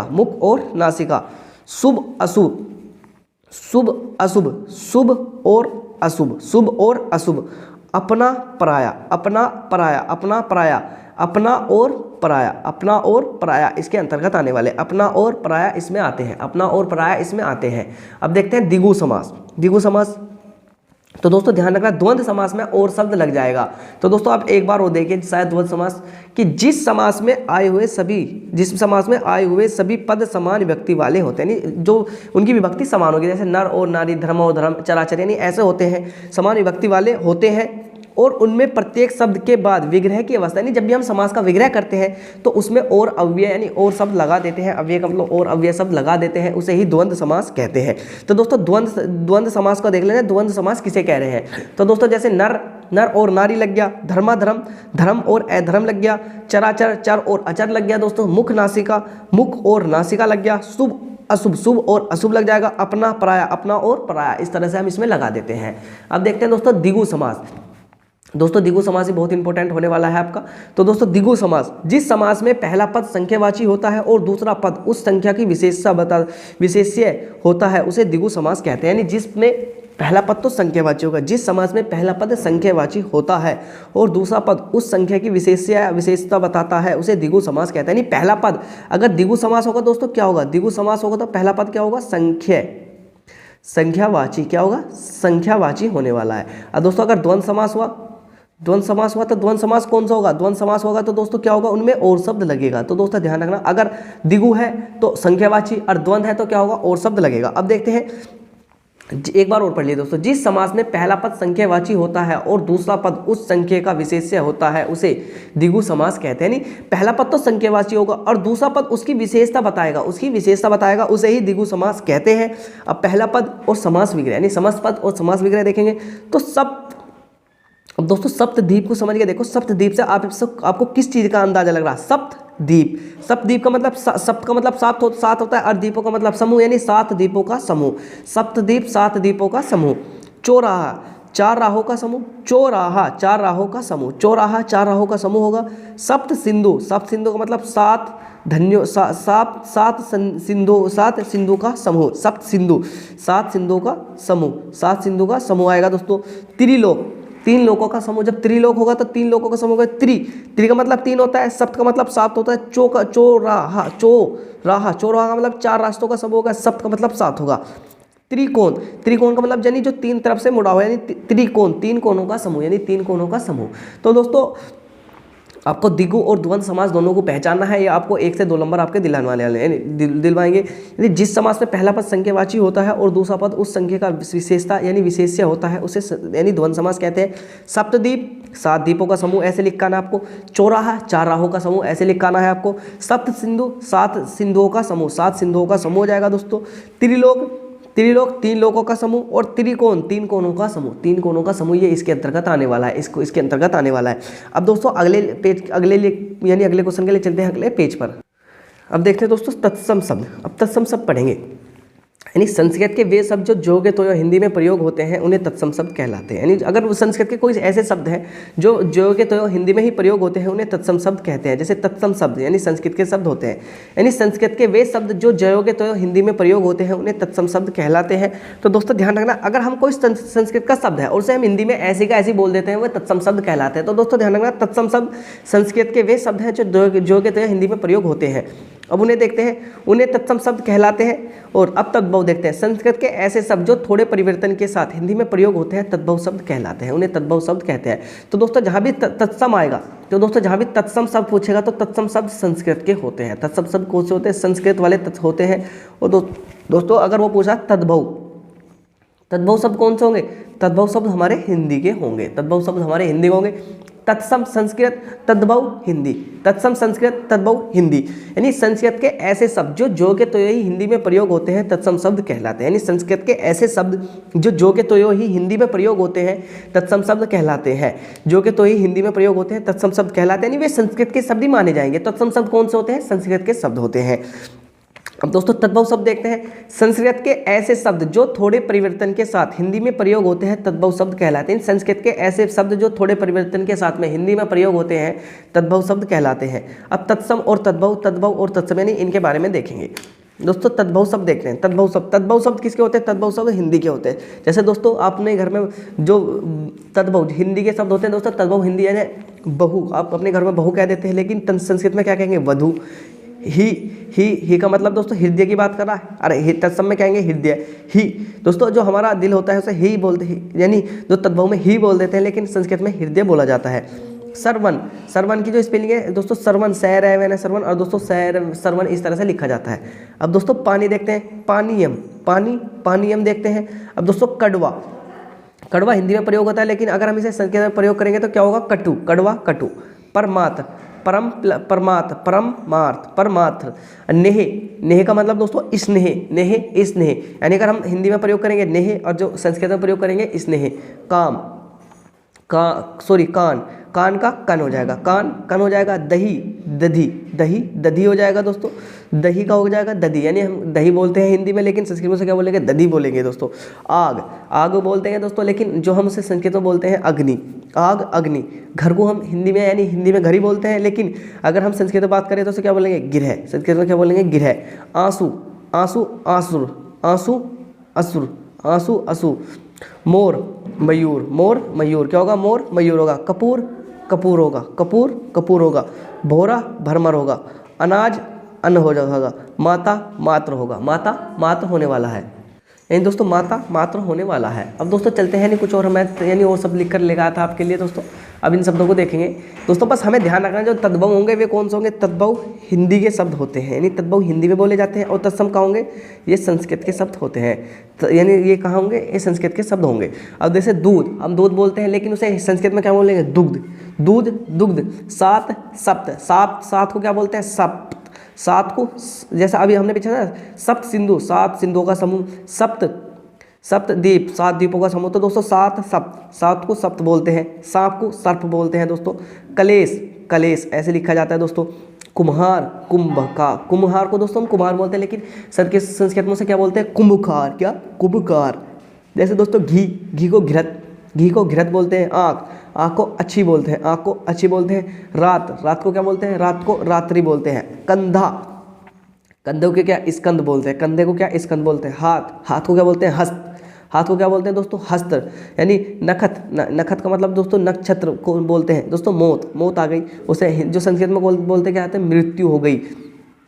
चरण दोस्तों, चरण ऐसे लिखा जाता है हिंदी में, चरण संस्कृत में चरण, चरण यानी अनाखली वाला न और इसमें नैनल वाला न लगता है। जैसे बैल को वेल बोल देते हैं। बत्ती को वर्तिका, क्या, बत्ती को क्या बोलते हैं, वर्तिका। सूरज को क्या बोलते हैं, सूर्य। कुआं को क्या बोलते हैं, कूप। कुएं को क्या बोलते हैं, कूप। ओट को क्या बोलते हैं दोस्तों, जो आपके होठ होते हैं ना, ओट, इन्हें संस्कृत में क्या कहते हैं, ओष्ट। जैसे भीख को क्या बोलते हैं दोस्तों, भिक्षा। भीख को क्या बोलेंगे हम, भिक्षा।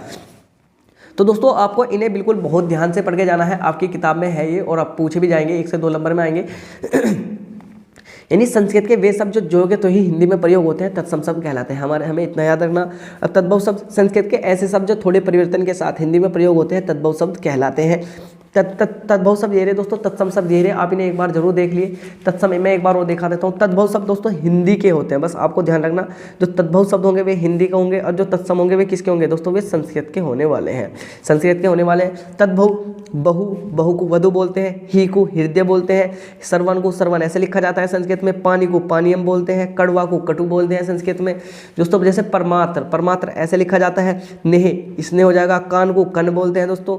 दही को दधी बोलते हैं। आग को अग्नि बोलते हैं।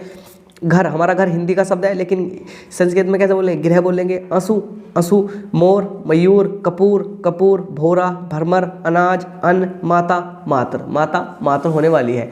अब दोस्तों देखते हैं दूध, दुग्ध, सात, सप्त, सांप, सर्प, कलेश, कुम्हार, कुंभकार, घी, घृत, आँख, अक्षी, रात, रात्रि, कंधा, स्कंद, हाथ, हस्त, नखत, नक्षत्र, मौत, मृत्यु, चरण, बेल, वेल, बत्ती, वर्तिका। बत्ती क्या बोलते हैं दोस्तों, वर्तिका बोलते हैं। सूरज संस्कृत में क्या बोलेंगे, सूर्य। कुआं, आप कुआं बोलते हैं, मैं कुएं में पानी ले जा रहा, लेकिन संस्कृत में सब क्या बोलते हैं, कूप। ओट संस्कृत क्या बोलेंगे, ओष्ट। दोस्तों भीख को, यानी जो कोई भीख मांगता है उसे भिखारी कहते हैं, लेकिन भीख उस जो मांग रहा है उसे क्या कहेंगे, भीख मांग रहा है। और जो संस्कृत में से बोलते हैं भिक्षा। दोस्तों हमारा यानी इसमें हम देखेंगे, हमारा एक और है कि यन संधि। यन संधि आपके यानी सभी सिलेबस में है और दोस्तों इंपॉर्टेंट है। तो यन संधि का जो सूत्र होता है इकोयनची होता है। तो दोस्तों आपको सबसे पहले तो इसका सूत्र का ध्यान रखना है। जो यन संधि का जो सूत्र होता है इकोयनची होता है। तो दोस्तों ध्यान रखना, यन संधि का सूत्र इकोयनची होता है। यन संधि का सूत्र इकोयनची होता है दोस्तों। स्वागतम, अब जैसे सु प्लस आगतम। दोस्तों अब इन्हें देखेंगे, 2 शब्दों के मेल से जो बनेगा संधि बनेगा। जैसे स्वागतम है, स्वागतम किस चीज़ से मिलेगा ना, सु प्लस आगतम। दोस्तों लाल कीर्ति, लाल प्लस आकृति। दोस्तों जैसे इसमें देखेंगे लाल कीर्ति, लिरय प्लस आकृति। जैसे प्रत्येक, प्रति प्लस एक हो जाएगा। प्रयुत्तम, प्रति प्लस उत्तरम हो जाएगा दोस्तों। मनमंतर, मनु प्लस अंतर हो जाएगा। गुरुआदेश, गुरु प्लस आदेश हो जाएगा दोस्तों। जैसे मात्रा कीर्ति, मात्र प्लस आकृति हो जाएगा। पित्रादेश, पितृ प्लस आदेश हो जाएगा। अबुद्य, अभी प्लस उदय हो जाएगा, अभी प्लस उदय होने वाला है। तो दोस्तों स्वागतम सु प्लस आगतम। ला कीर्ति, लाल प्लस लय प्लस आकृति हो गया। प्रत्येक, प्रति प्लस एक हो जाएगा। प्रत्युत्तरम, प्रति प्लस उत्तरम होने वाला है। मनवंतर, मनु प्लस अंतर होने वाला है। गुरुवादेश, गुरु प्लस आदेश होने वाला है। तो दोस्तों मात्रा प्लस आकृति हो जाएगा। पितरा प्लस देश, पितृ आदेश हो जाएगा। अभ्युदय, अभ्युदय का अभी प्लस उदय होने वाला है, अभी प्लस उदय होने वाला है। नोट दोस्तों, एक नोट करके लिखना है, यह रह लव्य के पहले शब्द आधा आता है, यह रह लव्य के पहले वाला शब्द आधा आता है। किसमें? यन संधि में यह रह लव्य के से शब्द जो पहले शब्द होगा वो आधा आता है।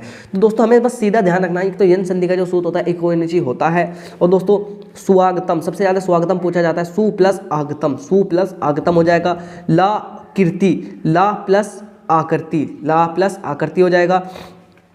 दोस्तों प्रत्येक, प्रति प्लस एक हो जाएगा। प्रयुत्तरम, प्रति प्लस उत्तरम हो जाएगा। मन मनंतर, मनु प्लस अंतर हो जाएगा। गुरुवादेश, गुरु प्लस आदेश हो जाएगा। मात्रा आकृति, मात्र प्लस आकृति हो जाएगा। दोस्तों पितरादेश, पितरा प्लस देश हो जाएगा। और दोस्तों अभु प्लस उदय, अभ्युदय, अभि प्लस उदय हो जाएगा, अभुध्यय हो जाएगा, अभुध्यय हो जाएगा। यानी दोस्तों ये हमारा यन संधि वाला था। तो दोस्तों मुझे लगता है कि आपने यन संधि बहुत अच्छी तरीके से कर लिया होगा। अब दोस्तों चलते हैं अपने अगले टॉपिक की तरफ। अब दोस्तों देखेंगे यानी मोस्ट इंपॉर्टेंट उपसर्ग व प्रत्यय, यानी जो मोस्ट इंपॉर्टेंट उपसर्ग व प्रत्यय हैं दोस्तों उन्हें भी देखेंगे। दोस्तों सभी क्वेश्चन बोर्ड परीक्षा में पूछे गए हैं। दोस्तों मैं सभी वे उपसर्ग लेकर आऊँ जो आपकी बोर्ड परीक्षा में बहुत बार पूछे गए हैं। टारगेट 16 फरवरी 2023 70 नंबर पक्के, यानी दोस्तों 16 फरवरी हमारा टारगेट है, उस हिसाब से हम अपनी तैयारी कर रहे हैं। तो दोस्तों सबसे पहले हम देखते हैं उपसर्ग। उपसर्ग का मतलब है जो पहले लगेंगे वे उपसर्ग कहलाएंगे, पहले लगने वाले शब्द उपसर्ग कहलाएंगे। अब देखिए दोस्तों उपसर्ग की डेफिनेशन देखेंगे। उपसर्ग की डेफिनेशन क्या है? उस वन या वन समूह को कहते हैं जिसका स्वतंत्र प्रयोग ना होता हो और जो किसी शब्द से पहले अथवा संबंधी विशेषता लाने के लिए जोड़ा जाता हो। यानी इनका स्वतः कोई प्रयोग नहीं, जैसे अनु, अनु कोई प्रयोग नहीं होता। जैसे दोस्तों अप का कोई प्रयोग नहीं होता, लेकिन किसी शब्द के पहले यानी पहले या अर्थ संबंधी विशेषता लाने के लिए जोड़ा जाए, यानी किसी शब्द के अगर पहले जोड़ देंगे तो क्या होगा? वो उपसर्ग कहलाएंगे। तो दोस्तों अगर हम किसी भी शब्द के पहले कोई शब्द लगाते हैं तो उपसर्ग कहलाएंगे। अब दोस्तों देखते हैं जो उपसर्ग से बनने वाले शब्द। दोस्तों उपसर्ग है और हमारे नवीन शब्द यानी उपसर्ग से बनने वाले शब्द हैं। और दोस्तों ये दे रखा कि कितनी साल में कौन कौन सा क्वेश्चन पूछा गया है। दोस्तों ऐसा होता है दोस्तों अगर कोई जैसे रिपीटेड हो रही है तो दोस्तों ये इतने सारे साल में तो एक साल में एक पेपर में तो आने की नहीं, लेकिन एक सेट भी नहीं बनता, अलग अलग जिले के लिए अलग अलग सेट तैयार होता है। तो दोस्तों ये सब सेट में पूछे गए थे, तो मैंने इसी हिसाब से उन्हें यानी सब सेटों के लिख रखे हैं। अब जैसे अनु, अनु अनु अनु से कौन कौन से शब्द बनते हैं? दोस्तों आपके पास अनु है, आपने इसमें यानी प्लस करण करके और जोड़ दिया तो क्या बन जाएगा? अनुकरण, अनुकरण ही तो बन जाएगा दोस्तों, अनुकरण। आपके पास अनु था उसमें आपने करण जोड़ दिया, क्या बनना? अनुकरण बन गया। दोस्तों अनुकरण हो गया। आपके पास अनु था, आपने उसमें शासन जोड़ दिया, अनुशासन हो गया। आपके पास अनु था, आपने उसमें क्रम डाल दिया, अनुक्रम बन गया। दोस्तों 2012, 14, 16, 18, 19, 20, 21, 22 में पूछा गया है। अब अप से अपमान, दोस्तों अप है यानी ऐप है, अप कोई शब्द नहीं, लेकिन इसमें अगर हम मान जोड़ दें अपमान बन जाएगा। ऐप है अप, ऐप है अप, सैकून, अब शकुन डाल दे तो दोस्तों अब शकुन हो जाएगा। तो दोस्तों अब से क्या बनेंगे? अपमान, अपशकुन, अपराध, यानी आपने कोई अपराध कर दिया, अपराध कर दिया। दोस्तों 2016, 17, 18, 19, 20, 22 तक पूछा गया है ये भी क्वेश्चन। जैसे अभिमान हो गया, किसी को अभिमान हो जाता है। अभिवादन और अभिजात, अभिमान, अभिवादन और अभिजात इसके अंतर्गत आने वाले हैं। अभिमान, अभिवादन और अभिजात इसमें आने वाले हैं। 2009, 10, 11, 12, 13, 15, 19, 20 और 22 में पूछा गया था। जैसे वी से विशेष, वी से विषम और वी से विष, विशेष विषम विष, विशेष विषम विष दोस्तों इसके अंतर्गत आते हैं। जैसे प्रसार, प्रकार, पर्यटन, प्रसार, प्रकार, पर्यटन इसमें पूछा जाता है। प्रकाश, प्रकार और पर्यटन इसमें आता है। जैसे उपमान, उपकार, उपदेश, उपमान, उपकार, उपदेश इसमें आता है। उपमान, उपकार, उपदेश इसमें आता है। जैसे सहपाठी, सहपाठी, सह से कौन कौन से शब्द बन सकते हैं? जैसे सह में पीछे जोड़ दिया सहपाठी, सह में लास्ट में जोड़ दिया मति, सहमति, सह में लास्ट में जोड़ दिया चर, सहचर, क्या जोड़ देंगे? सहचर बन जाएगा। दोस्तों आप इन्हें देखते रहना कितनी बार पूछे गए हैं। जैसे ऐसे असत्य, आपके पास और उसमें सत्य जोड़ दिया, असत्य, सत्य का मतलब सही, असत्य का मतलब झूठ, सही झूठ हो जाएगा। विश्वास, विश्वास यानी कि उस पर विश्वास नहीं है। असुविधा यानी उन्हें सुविधा नहीं हुई, असुविधा हुई, असुविधा बन जाएगा। दोस्तों सुलेख, सु प्लस लेख, सुलेख हो जाएगा। सु प्लस लब, सुलभ हो जाएगा। सु प्लस गम, सुगम हो जाएगा। दोस्तों ऐसे अन प्लस अचार, अनाचार। जैसे प्लस नार, अनार। जैसे प्लस जान, अनजान तो हो जाएगा अनजान हो जाएगा। दोस्तों अधि प्लस पति, अधि प्लस पति, अधि में प्लस पति जोड़ दिया अधिपति हो जाएगा। अधि में प्लस कार जोड़ दिया अधिकार हो जाएगा। अधि में प्लस करण जोड़ दिया अधिकरण हो जाएगा। परि में प्लस क्रम जोड़ दिया परिक्रम हो जाएगा। परि में प्लस वार जोड़ दिया परिवार हो जाएगा। परि में वर्तन जोड़ दिया परिवर्तन हो जाएगा। निर्मय करण जोड़ दिया निर्करण हो जाएगा, निर में कार जोड़ दिया निराकार हो जाएगा, निर में अपराध जोड़ दिया निरपराध हो जाएगा, निरपराध हो जाएगा, निरपराध हो जाने वाला है, निरपराध होने वाला है। अब दोस्तों ये आपके यहाँ तक ही थे। अब हम यानी अगले क्वेश्चनों के लिए चलते हैं। ये आपके क्या था उपसर्ग। तो दोस्तों ध्यान रखना उपसर्ग को एक बार और चाहे उपसर्ग समझ लो, जिस वन से पहले वन के जिस वन या वन समूह को उस वन या उस समूह को कहते हैं जो जिसका स्वतंत्र प्रयोग नहीं होता, यानी स्वतंत्र का कोई प्रयोग नहीं होता, और ना ही किसी शब्द से पहले अर्थ और जिसे किसी शब्द से पहले अर्थ संबंधी विशेषता लाने के लिए जोड़ा जाए, यानी किसी शब्द के पहले अगर हम जोड़ देंगे तो क्या होगा, उपसर्ग कहलाएंगे।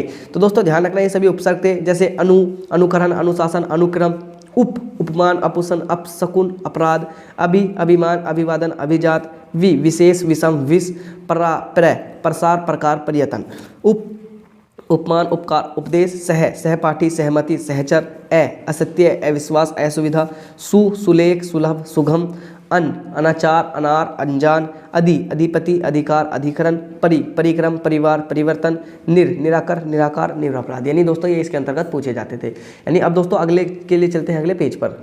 अब दोस्तों देखते हैं हम प्रत्यय, यानी प्रत्यय क्या होते हैं, यानी प्रत्यय बाद में, यानी जो शब्द किसी के बाद में जुड़े, यानी जो बाद में जुड़े। मैंने बाद लिख रखा भी, उपसर्ग का मतलब पहले और प्रत्यय का मतलब बाद में। दोस्तों आप ऐसे ध्यान रखें कि उपसर्ग का मतलब पहले और प्रत्यय का मतलब बाद में पूछ होता है। तो दोस्तों प्रत्यय वे शब्दांत होते हैं जो किसी शब्द के बाद में जुड़कर उसके अर्थ में परिवर्तन कर देते हैं। यानी प्रत्यय वे शब्द होते हैं जो किसी शब्द के बाद में जुड़कर उसके अर्थ में परिवर्तन कर देते हैं। यानी प्रत्यय वे शब्द होते हैं जो किसी शब्द के बाद में जुड़कर उसके अर्थ में परिवर्तन कर देते हैं। तो दोस्तों ध्यान रखना, प्रत्यय वे शब्द होते हैं जो किसी शब्द के बाद में जुड़कर उसके अर्थ में परिवर्तन कर देते हैं। यानी कब जुड़ेंगे, ये बाद में जुड़ेंगे। अगर हम उपसर्ग देखते तो उपसर्ग तो पहले जुड़े थे, लेकिन प्रत्यय कहाँ जुड़ेंगे, प्रत्यय जुड़ेंगे बाद में। प्रत्यय वे शब्दांत होते हैं जो किसी शब्द के बाद में जुड़कर उसके अर्थ में परिवर्तन यानी उसका अर्थ बदल देते हैं। जैसे मीठा, मीठे शब्द में आई प्रत्यय जोड़कर मिठाई शब्द बनता है। मीठे शब्द में आई प्रत्यय जोड़कर क्या बनेगा, मिठाई बनेगा। अब दोस्तों देखते हैं यानी प्रत्यय से, और दोस्तों ये नए शब्द हैं, यानी ये तो प्रत्यय है, ये उनसे बने शब्द हैं, और ये सालों में पूछे गए, जो साल में पूछा गया था। जैसे दोस्तों आई तो मिठाई, जैसे आपके पास मिठ प्लस हमने आई जोड़ दिया, तो दोस्तों ये क्या बनेगा, आई क्या बन गया, मिठाई। तो दोस्तों मिठाई बन गया। आपका भलाई था, भैल भल, और प्लस उसमें आई जोड़ दिया, जैसे दोस्तों भलाई, आप यहाँ समझिए भल प्लस आई। तो दोस्तों अब इसे देखो, जो यू आ है ना, यू एक आ के डंडे में बदल जाता है, भलाई, भैल आई क्या बनेगा, भलाई बन जाएगा। तो दोस्तों ध्यान रखना, आई प्रत्यय से मिठाई, भलाई, भराई। तो दोस्तों क्या नाम लिख रहे हैं इनमें, देखो इनमें सब में लास्ट में आई जुड़ रहा नहीं आ रहा। जैसे पन, बचपन, बालकपन, भोलापन, बोनापन, सोनापन, ये सब उसमें होता है। महंगापन, दोस्तों ये सब क्या आता है, ये पन के अंतर्गत आते हैं। बचपन, बालकपन, भोलापन, यानी पन आ रहा है इनके अंत में। दोस्तों उपसर्ग में पहले आता था, और ये प्रत्यय में कहाँ आएगा, बाद में आएगा। वट, सजावट, बनावट, लिखावट, वट, बनावट, सजावट, लिखावट। दोस्तों वान, कोचवान, रूपवान, धनवान, कोचवान, रूपवान, धनवान इसके अंतर्गत आने वाले हैं। जैसे हट या आहट, घबराहट, बुलाहट, अनुकलाहट, ता, मधुरता, मेहनता, कविता, मधुरता, मेहनता, कविता इसके अंतर्गत आने वाली है। जैसे से से उजास, उल्लास, सजास, उल्लास, वा, पछतावा, बुलावा, पहनावा, पछतावा, बुलावा, पहनावा। जैसे दोस्तों आनी से सेठानी, जिठानी, देवरानी, यानी इसके अंतर्गत ये सब आती हैं। जैसे दोस्तों आइन, ठकुराइन, पंडिताइन, नाइन, दोस्तों ये इनके अंतर्गत आती है। जैसे आइन, दोस्तों ठकुराइन, आइन आ रहा ना, पंडिताइन, दोस्तों नाइन, यानी सब इसके अंतर्गत ही आने वाले प्रत्यय हैं। तो दोस्तों आप इस चीज़ को ध्यान रखना कि प्रत्यय के दो भेद होते हैं, एक तो कृत प्रत्यय और दूसरा तद्धित प्रत्यय। बहुत इंपॉर्टेंट है, पूछा जाता है कि निम्न से प्रत्यय के कितने भेद होते हैं, तो एक तो कृत प्रत्यय होगा, एक तो उनसे तद्धित प्रत्यय होने वाला है। तो दोस्तों आपको इसका ही ध्यान रखना, कृत प्रत्यय और तद्धित प्रत्यय नहीं, प्रत्यय के दो भेद होते हैं। अब दोस्तों एक बार और देखेंगे, वे शब्दांत जो किसी शब्द के बाद में जुड़कर उसके अर्थ में परिवर्तन कर देते हैं, वे शब्दांत जो किसी शब्द के बाद में जुड़कर उसके अर्थ में परिवर्तन कर देते हैं प्रत्यय कहलाते हैं, परिवर्तन कर देते हैं। जैसे मीठा शब्द में आई जोड़ने पर मिठाई शब्द बनता है। तो दोस्तों अब देखते हैं प्रत्यय नए शब्द, जैसे आई से मिठाई, भलाई, भराई, पन, बचपन, बालकपन, भोलापन, वट, सजावट, बनावट, लिखावट, वान, कोचवान, रूपवान, धनवान। दोस्तों आहट, हट घबराहट, व बुलाहट, हट या आहट की आवाज़ आएगी ना, आ दोस्तों आ का डंडा आहट, भला अकुलाहट, ता मधुरता महनता कविता, मधुरता महनता कविता, तव महत्तव गुरुत्तव बंधतव मनुष्यतव। जैसे से उजास उल्लास, उजास उल्लास, वा पछतावा बुलावा पहनावा, पछतावा बुलावा पहनावा, आनी सेठानी जिठानी देवरानी, सेठानी जिठानी देवरानी। इनके बाद में आनी जोड़ना है दोस्तों, आनी, तो दोस्तों आनी जुड़ाना अभी मैं एक बार और समझा दूँगा। जैसे दोस्तों आनी, अब आप कहेंगे आनी कैसे जुड़ा, जैसे आपने कहीं लिखा सेठ, सेठ प्लस इसमें हमने जोड़ दिया दोस्तों, इस सेठ बना, सेठ में प्लस मैंने आनी जोड़ दिया। अब दोस्तों सेठ का सेठ हो जाएगा, ये जो आ है इसकी जगह एक डंडा डाल दो और इसकी जगह नी लगा दो, सेठानी, तो आनी प्रत्यय जुड़ा नहीं जुड़ा। तो दोस्तों इसी तरह से इसमें जुड़ा सेठानी जिठानी देवरानी। जैसे आई ठकुराइन, दोस्तों ठकुराइन, पंडिताइन, नाइन, यानी इनके साथ इनके अंत में कौन सा आइन प्रत्यय जुड़ा हुआ है, नहीं जुड़ा हुआ दोस्तों, आइन प्रत्यय इनके अंत में जुड़ रहा है। तो दोस्तों बस आपका ध्यान रखना है, प्रत्यय के दो भेद होते हैं, एक तो कृत प्रत्यय और एक तद्धित प्रत्यय। प्रत्यय के दो भेद होंगे, कृत प्रत्यय और तद्धित प्रत्यय आपके इसमें अंतर्गत आने वाले हैं। अब दोस्तों यानी आपके यहाँ तक बहुत ज़्यादा सिलेबस कंप्लीट हो चुका है। अब दोस्तों हमारा एक टॉपिक और बचा, उसे भी बहुत जल्दी कंप्लीट कर लेते हैं। दोस्तों रस छंद अलंकार के महत्वपूर्ण प्रश्न। अब देखेंगे हम रस छंद अलंकार के महत्वपूर्ण प्रश्न जो कि आपकी परीक्षा के लिए बहुत ज़्यादा इंपॉर्टेंट होने वाले हैं। टारगेट यानी सभी क्वेश्चन जो बोर्ड परीक्षा में पूछेगा, यानी मैं वो सभी क्वेश्चन लेकर आ रहा हूँ जो बोर्ड परीक्षा में पूछे जा रहे हैं। दोस्तों टारगेट 16 फरवरी 2023 70 नंबर आपके पक्के हो जाएंगे, 70 नंबर आपके पक्के हो जाएंगे दोस्तों, अगर आप मेरे साथ कंटिन्यू मेहनत कर रहे हैं। अब देखते हैं दोस्तों हास्य रस। हास्य रस क्या होता है? किसी की आकृति वेशभूषा चेष्टा आदि को देखकर हृदय में जो विनोद का भाव जागृत होता है उसे हास्य कहा जाता है। ये दोस्तों हास्य रस की सीधी सी डेफिनेशन है, यानी अगर हम किसी की भी आकृति देखेंगे, किसी की आकृति वेशभूषा, किसी की आकृति देखते हैं, वेशभूषा देखते हैं, चेष्टा आदि को देखकर हृदय में जो विनोद का भाव जागृत होता है उसे हास्य कहा जाता है। यानी दोस्तों आपने कोई देखा, आपने किसी अजीब से आदमी को देखा, किसी ने नहकर बलियान पैर रखा दोस्तों, उसने या नहकर उल्टा पैर रखा, बलियान उल्टा पैर रखा दोस्तों, उसे देखकर हमें हंसी आती है। दोस्तों किसी ने जोकर के कपड़े पैर रखे तो वो आती है। यानी हम किसी की भी आकृति, कोई दोस्तों किसी का चेहरा अजीब सा होता है उसे देखकर से आ जाते हैं, नहीं किसी की आकृति हो, किसी की वेशभूषा यानी कैसे कपड़े पे रखे हो, और दोस्तों चेष्टा यानी उसकी बुद्धि को देखकर जो हृदय में जो विनोद, विनोद का मतलब जो मजे के भाव आते हैं, नहीं वो दोस्तों खुशी सी होती है, नहीं उसे देखकर हंसी सी आती है, उसे ही हास्य कहा जाता है। यही हास्य जब विभव अनुभव और संचारी भाव से पुष्ट हो जाता है तो उसे हास्य रस कहा जाता है। उसे क्या कहा जाता है? उसे हास्य रस कहा जाता है। यानी यही हास्य जब विभव अनुभव संचारी भाव से पुष्ट हो जाता है तो उसे क्या कहा जाता है? उसे हास्य कहा जाता है।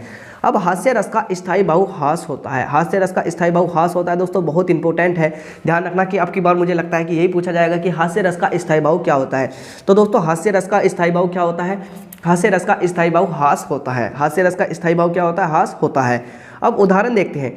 शीश पर गंगा हसे भुजनी भुजंगा हसे, हास हास ही को दंगो भयो नंगा के विवाह में, नंगा के विवाह में। यानी शीश पर गंगा हसे भुजनी भुजंगा हसे, हास ही को दंगा भयो नंगा के विवाह में। यानी दोस्तों यानी हास्य रस का स्थायी भाव हास होता है जो कि इंपॉर्टेंट है। और ये इसका उदाहरण है कि शीश पर गंगा हसे, यानी जो शीश है उस पर गंगा से भुजनी भुजंगा हसे, हास ही को दंगो भयो नंगा के विवाह में। दोस्तों इसे पढ़कर आपको एक हंसी की सी भावना हो रही, क्योंकि हंसे भयो नंगा के विवाह, नहीं दोस्तों एक तरह से उनके हंसी का भाव हो रहा है। अब देखते हैं दोस्तों करुण रस। करुण रस क्या होता है? किसी भी प्रिय वस्तु व्यक्ति आदि के अनिष्ट ही आशंका अथवा इनके विनाश से उत्पन्न क्षोभ हो अथवा दुख को संवेगात्मक स्थिति को करुण रस कहा जाता है। यानी किसी भी प्रिय व्यक्ति वस्तु आदि के अनिष्ट ही आशंका अथवा उसके विनाश, यानी अगर आपका कोई भी प्रिय व्यक्ति कोई भी प्रिय वस्तु आपसे दूर चली जाए तो उससे क्या होगा? उससे हमारे दिल को यानी एकदम धक्का सा लगेगा दोस्तों, हमें दुख होगा। और जहाँ भी दुख की भावना होगी वहाँ कौन सा रस होगा? वहाँ करुण रस होगा। विनाश उत्पन्न होता है अथवा क्षोभ दुख की संवेगात्मक स्थिति को करुण रस कहा जाता है। इन दोस्तों आपको जब भी किसी भी चीज़ से दुख हुआ, आपको किसी ने गाली दी उससे आपको दुख हुआ, किसी ने आपके मारा आपको उससे दुख हुआ, कोई आपकी चीज़ थी उससे आपसे किसी ने छीन ली दोस्तों, ये यानी आपका प्रिय कुत्ता दोस्तों वो आपसे यानी कहीं खो गया, आपकी प्रिय बिल्ली कहीं खो गई दोस्तों, आपका परिवार है, आपके परिवार का कोई सदस्य कहीं चला गया, तो दोस्तों जो भी कुछ होता है यानी जहाँ भी दुख की स्थिति होती है वहाँ करुण रस होगा। ध्यान रखना, जहाँ भी दुख की स्थिति होगी वहाँ करुण रस होगा। और करुण रस का स्थायी भाव शोक होता है। तो दोस्तों करुण रस का स्थायी भाव क्या होगा? शोक होगा। हास्य रस का स्थायी भाव क्या होगा? हास होगा। करुण रस का स्थायी भाव हास होगा, करुण रस का स्थायी भाव हास होता है, और जबकि हास्य रस का स्थायी भाव हास होता है और करुण रस का स्थायी भाव क्या होता है? शोक होता है। अब दोस्तों इसका उदाहरण देख लेंगे। शोक विकुल सब रोवे ही रानी, शोक विकुल सब रोवे ही रानी, यानी शोक विकुल करके सब रोवे ही रानी। रपु सीलू बलु तेलु बखानी, रपु रूपु सीलू बलु तेलु बखानी, यानी शोक विकुल सब रोवे ही रानी। दोस्तों आपने देखा कि सब रानी रोइए, करही विलाप अनेक पुकार, पर ही भूमितल बरही बहारा, करी भूमितल बहारा। यानी दोस्तों इसमें शोक देखो, एक तो शोक सुर में दिख गया, शोक विकुल सब रोवे ही रानी, यानी दोस्तों इसमें एक रोने की भावना उत्पन्न हो रही। आज जहाँ भी रोने की भावना उत्पन्न होगी वहाँ क्या होगा, जहाँ भी रोने की भावना होगी, कोई प्रिय वस्तु पिछड़ जाने की भावना होगी, वहाँ क्या होगा, वहाँ दोस्तों हमारा करुण रस होगा। तो दोस्तों आपको दो चीज़ याद रखनी, हास्य रस का स्थायी भाव हास होता है, जबकि करुण रस का स्थायी भाव क्या होता है, शोक होता है। अब दोस्तों हमारे पास हमारे सिलेबस में दो ही रस है, एक तो हास्य रस है हमारा, एक तो हास्य रस है। मैंने पढ़ा दिया कि किसी की भी आकृति, वेशभूषा, चेष्टा आदि को देखकर हृदय में जो विनोद का भाव उत्पन्न होता है उसे ही हास्य कहा जाता है, और यही हास्य जब विभाव अनुभव संचारी भाव में बदल जाता है तो उसे ही हास्य रस कहा जाता है। दूसरा हास्य रस के स्थायी भाव के, यानी हास्य रस का स्थायी भाव हास होता है। इसका उदाहरण देख लिया, करुण रस किसी भी प्रिय व्यक्ति वस्तु, किसी भी प्रिय वस्तु व्यक्ति आदि के अनिष्ट ही आशंका अथवा उसके विनाश से उत्पन्न क्षोभ अथवा दुख की संवेगात्मक स्थिति करुण रस कहा जाता है। करुण रस का स्थायी भाव शोक होता है। और उदाहरण, शोक विकुल सब रोवे ही रानी, रपुशील तेलु बिखानी, वरही विलाप अनेक पुकारा, पर ही भूमतल बरही बहारा, यानी इस तरह से, यानी इसका एक उदाहरण है, आप इसको उदाहरण को भी ध्यान रख सकते हैं। और करुण रस का स्थायी भाव जो होता है वो शोक होता है। अब अगले क्वेश्चन के लिए चलते हैं दोस्तों, अगले पेज पर। अब दोस्तों हमारा है उपमा अलंकार। अब दोस्तों उपमा अलंकार के बारे में देखिए, जहाँ पर किसी वस्तु या व्यक्ति की उपमेय या किसी अन्य व्यक्ति वस्तु से उपमान, किसी धर्म गुण आदि के आधार पर समानता बताई जाए, वहाँ उपमा अलंकार होता है। यानी दोस्तों जहाँ पर किसी व्यक्ति, किसी वस्तु या व्यक्ति की उपमेय, यानी कि जहाँ पर किसी वस्तु या व्यक्ति की उपमेय, किसी अन्य व्यक्ति या वस्तु उपमान या किसी धर्म गुण आदि के आधार पर समानता बताई जाए, वहाँ उपमा अलंकार होता है। क्या होता है, वहाँ उपमा अलंकार होता है। तो दोस्तों ध्यान रखना, जहाँ पर किसी वस्तु या व्यक्ति की उपमेय या किसी अन्य व्यक्ति या वस्तु से उपमान, यानी किसी धर्म गुण आदि के आधार पर समानता बताई जाए, वहाँ उपमा अलंकार होता है। अब उदाहरण देखिए, मुखमयक सम मंजू मनोहर, मुखमयक सम मंजू मनोहर। यानी दोस्तों यहाँ जो मुख है वो समक मंजू मनोहर, यानी एक मनोहर यानी एक बहुत खूबसूरत मुख है। तो दोस्तों ध्यान रखना, जहाँ पर किसी मयंक का मतलब दोस्तों चांद होता है, नहीं जो हमारा मुंह है वो चांद से तुलना कर दी गई है। जहाँ पर किसी व्यक्ति वस्तु या जहाँ पर किसी वस्तु या व्यक्ति या जिसे अगर हम किसी भी व्यक्ति और वस्तु को क्या बोलेंगे, उपमेय बोलेंगे, और किसी अन्य व्यक्ति या वस्तु यानी किसी अन्य व्यक्ति का उपमान बोलेंगे। किसी धर्म गुण आदि के आधार पर समानता बताई जाए, वहाँ उपमा अलंकार होता है। यानी जहाँ हमारा मुख की जो तुलना है वो किससे कर दी, वो चांद से कर दी। यानी मुख मयंक सम मंजूत मनोहर, यानी मुख की जो तुलना की है किससे करी है, वो उन्होंने हमारी मुख की जो तुलना है चांद से कर दी है। अब देखेंगे रूपक अलंकार। रूपक अलंकार क्या होता है, इसे देखेंगे बड़े प्यार से दोस्तों। जहां उपमेय पर उपमान का भेद रहित आरोप होता है, अर्थात जहां उपमेय और उपमान में कोई भिन्नता प्रदर्शित ना की जाए, वहां रूपक अलंकार होता है। यानी दोस्तों जहां उपमेय पर उपमान का भेद रहित आरोप होता है, जहां उपमेय में उपमान का भेद रहित आरोप होता है, अर्थात जहां उपमेय और उपमान में कोई भिन्नता प्रदर्शित ना की जाए, वहाँ रूपक अलंकार होता है। तो दोस्तों ध्यान रखना, रूपक अलंकार के बारे में ध्यान रखना, जहाँ उपमेय पर उपमान का भेद रहित आरोप होता है, अर्थात जहाँ उपमेय और उपमान में कोई भिन्नता प्रदर्शित ना की जाए, वहाँ रूपक अलंकार होता है। जैसे चरण कमल बंदो हरिराई, चरण कमल बंदो, जो हमारी चरण है वो यानी चरण कमल बंदो हरिराई, जो दोस्तों जो हरि यानी जो चरण है वो किसके, यानी कमल के समान है। तो दोस्तों ध्यान रखना, जहां उपमेय पर उपमान का भेद रहित आरोप होता है, अर्थात जहां उपमेय और उपमान में कोई भिन्नता प्रदर्शित ना की जाए, वहां रूपक अलंकार होता है। उदाहरण देख लिया। अब दोस्तों उत्प्रेक्ष अलंकार देखेंगे। जहाँ उपमेय में उपमान की संभावना की जाती है, जहाँ उपमेय में उपमान की संभावना की जाती है, वहाँ उत्प्रेक्ष अलंकार होता है। जहाँ उपमेय में उपमान की संभावना की जाती है, वहाँ क्या होता है, वहाँ उत्प्रेक्ष अलंकार होता है। अब उदाहरण के लिए, सोहत ओढ़े पीठ पटु श्याम सलोनी गात मनो नीलमणि शैल पर आप तो पढ़ायो प्रभात। यानी जहाँ उपमेय में उपमान की संभावना, यानी अगर वहाँ उपमेय भी नहीं है लेकिन वहाँ क्या की जा रही है, उपमान की संभावना की जा रही है, वहाँ उत्प्रेक्ष अलंकार होता है। सोहत ओढ़े पीठ पटु श्याम सलोनी गात मनो नीलमणि शैल पर आप तो पढ़ायो प्रभात, आप तो प्राय प्रभात, यानी इसका यानी एक महत्वपूर्ण उदाहरण है। अब दोस्तों देखते हैं सोठा। यह दोहे का उल्टा छंद है। जो सोठा होता है वह दोहे का उल्टा छंद होता है। इसके पहले और तीसरे चरण में 11-11 तथा दूसरे व चौथे चरण में 13-13 मात्राएं होती हैं। दोस्तों आपको खाली अब की बार सोठे का यानी उदाहरण नहीं देगा, लेकिन आपको बस खाली सोठे के बारे में पहचानने को यानी सोठे के बारे में पूछेगा। तो यानी दोहे का उल्टा चरण छंद है इसके पहले और तीसरे चरण में। दोस्तों अगर हम पहले और तीसरे चरण में कितनी पहले और तीसरे चरण में 11-11 मात्राएं होती हैं, 11-11 मात्राएं होती हैं। और दोस्तों दूसरे और चौथे चरण में कितनी 13-13 मात्राएं होती हैं। यानी यह दोहे का उल्टा छंद है। इसके पहले और तीसरे चरण में 11-11 तथा दूसरे व चौथे चरण में 13-13 मात्राएं होती है। दोस्तों आपको इसको बिल्कुल ध्यान रखना है कि यह दोहे का उल्टा छंद है। यह दोहे का उल्टा छंद है। इसके पहले और तीसरे चरण में 11-11 मात्रा 11-11 तथा दूसरे व चौथे चरण में 13-13 मात्राएं होती हैं। अब दोस्तों सोरठे के बाद में हमारा रोला बचा। अब उसके लिए चलते हैं दोस्तों अगले पेज पर। अब देखते हैं दोस्तों रोला छंद। रोला छंद क्या होता है? यह सममात्रिक छंद है और इसमें 4 चरण होते हैं। दोस्तों मैंने सोरठा करा दिया, अब यहाँ रोला है। यह सममात्रिक छंद है, इसमें 4 चरण होते हैं। सममात्रिक का मतलब है दोस्तों सभी चरणों में समान मात्राएं होती हैं, यानी सममात्रिक छंद है। इसमें 4 चरण होते हैं और प्रत्येक चरण में 24 मात्राएं होती हैं। 11 और 13 मात्राओं पर यक्षी होती है, यानी प्रत्येक चरण में कितनी? प्रत्येक चरण में 24 मात्राएं होती हैं। अब दोस्तों देखते हैं दोहा।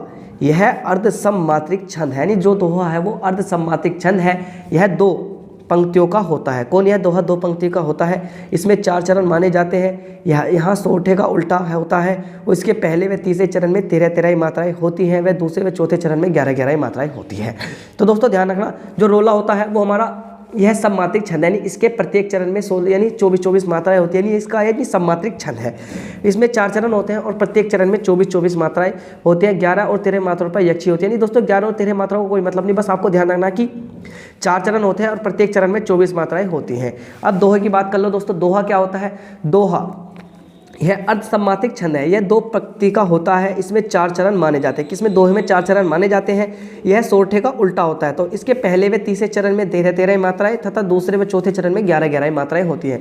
अब दोस्तों दोहे को देख लो। दोहे का यहाँ मैंने लिख रखा, जो पहला और तीसरा चरण होगा दोहे का, उसमें 13-13 और दूसरे और चौथे में 11-11 मात्राएं होती हैं।